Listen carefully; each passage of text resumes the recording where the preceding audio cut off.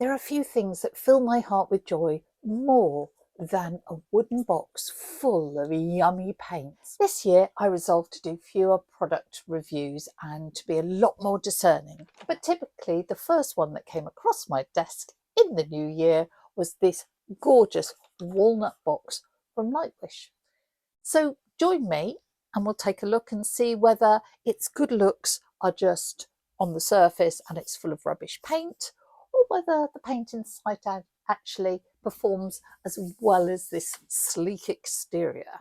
Now, of course, I'm going to do swatches so you can see what the colours are like and how they behave, but swatches aren't real life. How do they paint? So I've done these two swirly-whirly, circly, mixed media abstracts so that we can see how the paint performs on paper. My name's Liz Chadderton. I'm a watercolour artist based in Berkshire. Every week I share tips and tricks that I wish I'd known about ages ago. And even if you're not in the market for new watercolours, why don't you stay to the end or skip to the end, see how I did these, and then that might just give you some new ideas for swatching colours, which are a lot more interesting than doing little squares. And the reason I thought it looked nice was because of this gorgeous wooden box. So what it is, it comes from Lightwish, which is a Chinese company that is the company behind the Paul Rubens and the Mai Liang range. Paul Rubens being their artist quality, Mai Liang being their student quality. This is branded Lightwish, so I'm not sure where it is. I'm thinking this is upper end student. We'll find out if I'm right. It comes in a sturdy wooden box and it's got all our pigment information on the back, so that's worth keeping. It has a magnetic sort of sleeve around it. Oh, good colour swatches, which then can turn into an easel. I have to admit that this confused me to start. I was like, how does this work? Because I didn't realise that somewhere in here there are hidden magnets. So it did take me a little while to work out what was going on. So there's magnets in there, there's hidden magnets in here. You can have it on a shallow setting. Let me put it up that way so you can see that angle. What's that, about 30 degrees? Or you can move it further down. Where are the other magnets? There. And that gives you roughly a 45 degree. So the idea is you set it there. You have your little box of goodies here, which you open up and you can use that as your little easel. So that's pretty cool. And really it was the box that attracted me, because truth be told, I'm very fond of a little box. If we just look at the box itself, it has got hinges both sides. It closes with magnets. It's got little plastic mixing trays here. Don't think they are removable. No, they're not removable. And the box itself is really nice. Oh, it's got just a little recess here so that you can open it up. They have provided two little swatch cards on watercolour, hot press watercolour paper, and that does fill my heart with joy, because drawing out these little grids and squares is a really boring job. Keeping the paints in place, you've got a bit of perspex. I guess you could put the perspex behind whatever you're painting, just to protect the cover. Now this leather sheath is not leather, it is faux leather. So if you are vegetarian, job's a good one. I'm just checking on here whether there is anything about it being suitable for vegans, because some paints do have animal products in them. It doesn't say that it is vegan, but it doesn't say it's not. The paints are full pans, so you get a lot of paint for your money there. They are loose in the box, so if you wanted to swap out colours and put your own in, that would be fine. This space is for a brush, but say there's a colour missing that you just cannot live without. Don't know what that would be, but just if there was, you could always put extra ones in here. These little dividers here are stuck. You can see the grooves where they go in, but you can't pull that off, so don't try. They are loose. If I turn this upside down, they will all fall out. And how do I know this? Because I turned it upside down and they all fell out. So I hope I've got them back in the right order. No brush comes with the set. I think you're going to struggle to find a brush that actually fits. So you might need to get a travel brush. So, you know, that's a little travel brush. Actually, even open it would fit. I don't think the rest of my brushes will. So I do think it would have been nicer if there was a brush that came with this set, but gosh, that then impacts the price, so let's not be fussy. Best thing we can do is swatch these colours out and see what we think to them. I'm not going to swatch them on the easel just because it's going to make it hard for you to see on the filming. I'm a little nervous about spraying the watercolours because I don't want to get too much water on this gorgeous box. But let's be realistic. And when we're swatching, what are we looking for? Well, we're looking to see how the paints behave and are they opaque or not? Do they release nice and easily from the pan, or do we need to give them a jolly good scrub? I am deliberately going across the outline to see how opaque they are.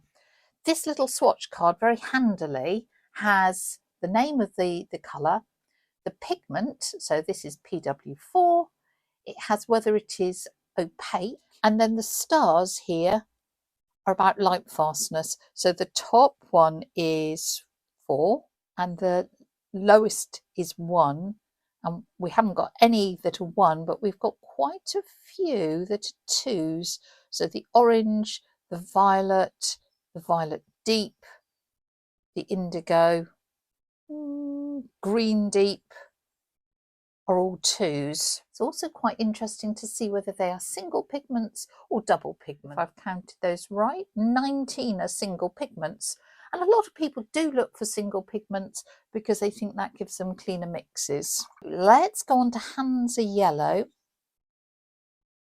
which is a very cool yellow. We won't make any judgments about that transparency until they're dry. If I'm doing sloppy painting here, it's because I want to see that that transparency. So far they seem to be releasing really nicely. Oh, that gold ochre is a yummy colour. That's like a Quin Gold. PBR7. I'm going to look that one up. I really make no effort to keep all these pigment numbers in my head, because for me that's why we've got the internet. Some people just seem to memorize them all, which is very impressive. So far so good. Everything is picking up. I'm not having to scrub. These next two I am slightly concerned whether I did put them back in the correct order when I had my slight accident and threw them all over the floor. So Carmine Red and then Madder Lake Red. I think I have those right. That Carmine is very, very nice. And actually so's that Madder Lake. This is the Violet Light. Oh, that's pretty. EV3 and PR122.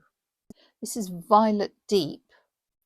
And I am a little confused because I would expect this to be a dioxazine violet, but it's actually a mixture. So it's got some ultramarine. PV29, that's one of the ones I do keep in my head, and PV3, but it's only got a 2 on the sort of light fastness, whereas if they'd gone for, I think it's PV23, that would be more light fast and it would be a single pigment. Right, this is sort of a phthalo blue, one of my favourite colours. The next is absolute standard ultramarine, indigo, lovely, lovely dark blue. Now they haven't got, that's interesting, a Prussian blue. I mean, for me, I just really like Prussian blue, but there you go. Oh, but that is nice. Look at that. They call that a bluish green. And then this is emerald green. So that was PG7 and PB15. And they're saying this is PG7 and PB15. I wonder if that's a typo. I mean, obviously you can balance up, you know, that's PB15. You can balance things up in different ways in different mixes. I do wonder if that's a typo. Right, the next one they call sap green. And that's usually, I would say, a sap green is a bit more orangey in that. It's more neutral. So that has got Hansa Yellow, PY3 in there, and the PG7. Could knock it down. Let me just show you what I mean. That colour, and if I put either a little of the orange, sorry, that's a lot of the orange, a little of the orange. Can you see how it sort of just neutralises it? Put that on the back there for you, and just makes it a slightly more usable green that you might actually find in nature. Nice colour. So that's, we've got these PG7s here, and that has got PBK7, and PBK7 is lamp black. Okay, raw sienna. So we're coming on to some of the earth colours. Interesting to compare the gold ochre with the raw sienna. And again, I'm wondering if this information is a bit odd because we've got PBR7, PBR7. And I know that the same pigment, say, can be formulated in different ways. The way it's milled in when it's being made can bring out different colours, but that is odd. I'll just leave it at odd. This is burnt sienna. Oh, that's quite a nice one. Burnt sienna is one of my favourite colours, and I have to say the last couple of sets that I've tested, I've been really disappointed with burnt sienna, but that's not bad. So we've got PBR7. They're saying this is PBR7, and the next one is PBR7. Do you know what? I don't think so. Anyway, that's sort of English red, really good reddish brown, nice, very juicy. Then we've got burnt umber. Oh, that's a nice one as well, actually. PBR7. I think the person who did their cards just liked the numbers PBR7. We've got sepia, which is PBR7, and PBK7, which I can believe, but there you go. That's a nice sepia. And then finally, we have our black, lamp black. They all lifted out of those pans really nicely. There was no scrubbing around trying to sort of get them out of the pan or anything. Let me let those dry. What I would like to then look at is the opacity or the transparency, and we might just see how they lift as well. That's always quite an interesting one. But while they're drying, let's just go back to this little set and see how easy this is to clean off. So what was quite nice, it didn't seem to bead up a lot. You know, when you get a new, because this is plastic, this isn't ceramic, you get a new set and you know, start mixing, and it does this, it beads up, but it does it all over the place. And actually, for a new plastic palette, that's hardly beading at all.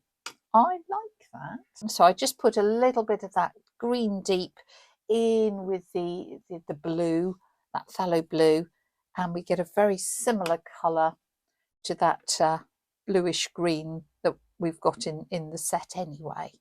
And I just put those colours in there because they are, you know, phthalo blue is the most staining colour in the world. You know, get it on your skin and it's on your skin until your skin falls off, really. So if that doesn't stain our palette, which it's not, if I had a decent bit of kitchen towel, I'm quite impressed with that.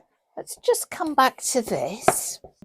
So I did just notice one thing. Oh, sorry. Should just put that in there.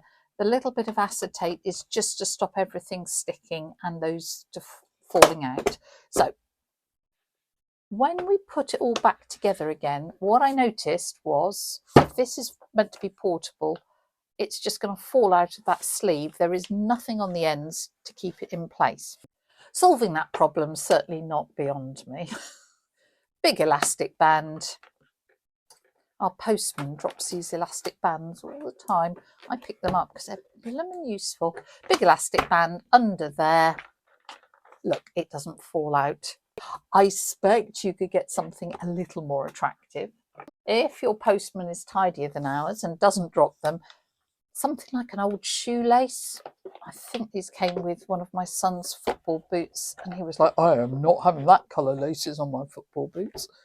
So you could always just tie it around there, put it there, and again, it would just stop anything falling out. So now we can look. Think right of we're expecting to be opaque, and indeed it is. You can see how it's covering up some of the black lines. So I'm going to actually turn this fully filled in because that is more obvious to me. That is opaque. The Hansel Lemon, I would go for semi-opaque because I can certainly see some of it sitting on top of the line. So I'm going to cover in half of that. The yellow medium looks pretty transparent to me, as does the yellow deep. No, I think that is going to be a semi-transparent, as is the orange. I mean, this is subjective. It is about perception. It's just worth going through why you think, why does it matter? Lovely colours. Oh, they are. But say you were doing a line and wash and you'd done your pen first, you might not want your watercolour sitting on top and slightly obscuring your line. Or if you want to cover up a bottom layer quite a bit, actually putting an opaque colour on top is a good idea. The red lights, I think that's probably pretty transparent. The carmine red is slightly veiling that line. That's definitely transparent. I'd probably put that ultramarine as semi-opaque, and they've already said the indigo is. The bluish green looks very transparent. These all look pretty transparent, That English red is pretty opaque. I'll put it as semi, but maybe that I would even call that opaque. The burnt umber actually isn't bad there. Sepia and the lamp black. I mean, it's always quite tricky to actually judge whether a black paint is covering a black line, but that actually does seem to be sitting on top. If we want to test whether it stains, best thing to do is to get a short flat brush, and then what you do, dab it away. How much can you lift of the pigment? If you can lift virtually back to the white of the paper, it is a lifting colour. If there is a lot of the colour left behind, we call it a staining colour. Simple as that. Why is it important?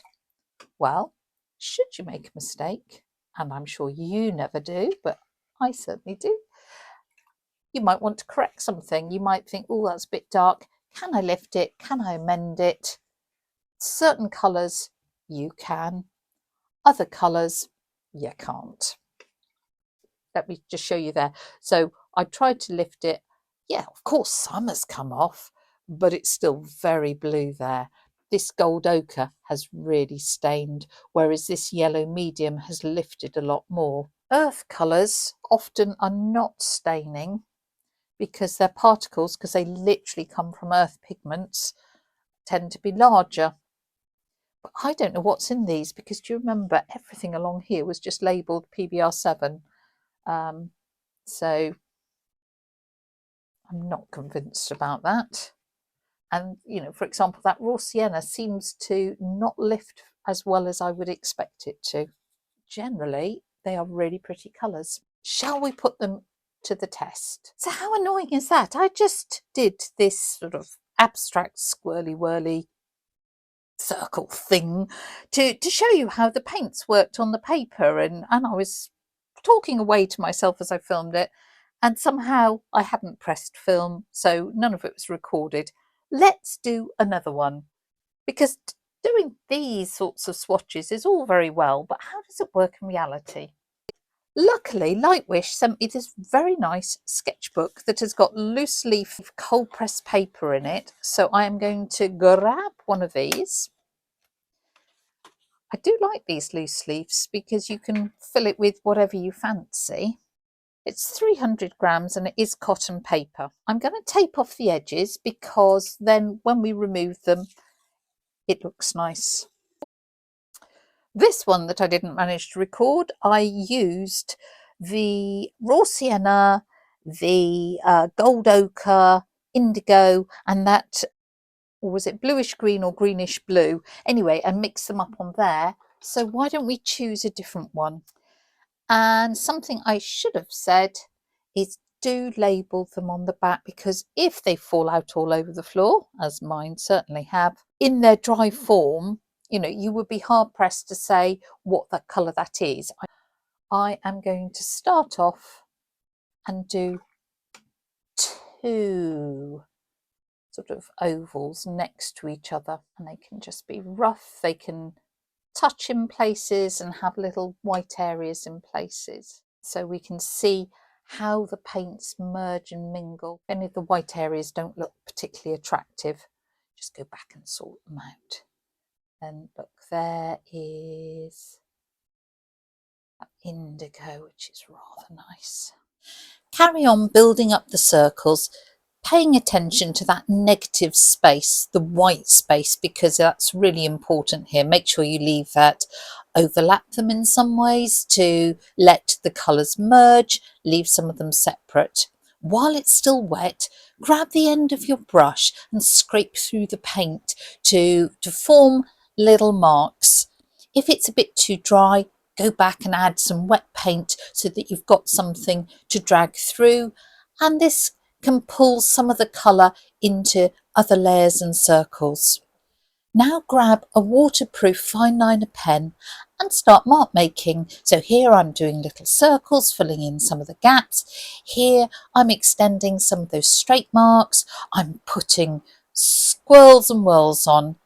This is an acrylic marker, it's quite opaque, and I'm using the edge of it to make marks. Now I'm using a purple one to dot and add lines, and I'm playing with the colours and just mark making and having fun and building that pattern up. Try and vary the size of your marks and build them up until you're happy with the final result. Sometimes less is more and sometimes more is more. Really is up to you. I had to go over some of the white marks to make them a little more opaque, and then I added touches of gold with an acrylic marker and just balanced up the red and the purple on the two sides of the circles. Removing the tape once I was happy with the pattern is my favourite part of the whole process, because it goes from looking rather mucky to giving quite a finished product. Just be careful how you do that in case it rips the paper.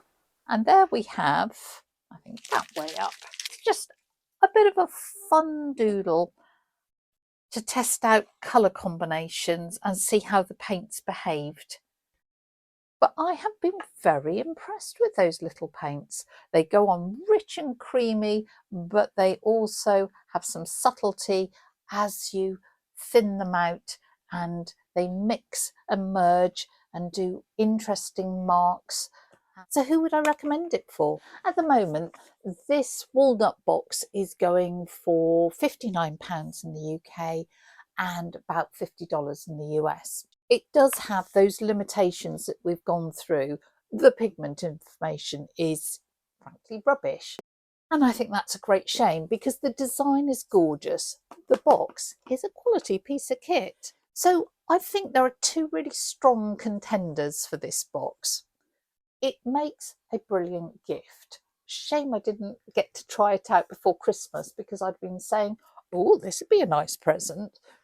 But, you know, if someone you know is retiring and says, I want to take up watercolours, well, this box, that little easel, maybe a travel brush and a little pad of paper would make a wonderful present. The second one I would say is if you don't have a dedicated art space and you maybe like to sit and watercolour in the evening, or you have to store your art materials in the rest of your living space and you're looking for something really neat, this is perfect. Once it's wrapped in that sleeve, it can just sit on a shelf, just looking like a book. You can get it out in the evening, set it up, and it's sturdy enough just to sit on your lap. Don't even have to get a table out. I've enjoyed that, and I hope you've enjoyed my posh doodles, and I hope it's answered the question whether this is the set for you.